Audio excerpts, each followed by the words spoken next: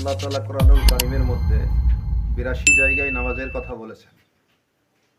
নামাজের ভিতরে নিয়তের পরে সানা পড়া সুন্নাত, কিন্তু বর্তমান জামানার মানুষের যে সানার যে অবস্থা, তাতে সানাও হয় না, নামাজও হয় না।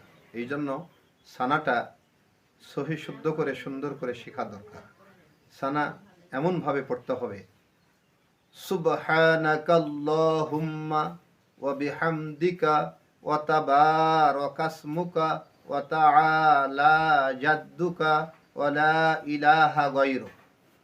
কিন্তু এমন না পড়ে সুবহানাকা আল্লাহুম্মা, আসলে সুবহানাকা আল্লাহুম্মা এখানে হবে না, সুবহানাকাল্লাহুম্মা ওয়া বিহামদিকা ওয়া তাবারাকাসমুকা ওয়া তাআলা জাদ্দুকা ওয়া লা ইলাহা গায়রুক। এতটুকু সুন্দর করে এভাবে যদি পড়ে, তাহলে তার নামাজটাও সুন্দর হয়ে যাবে। আল্লাহ হাফিজ।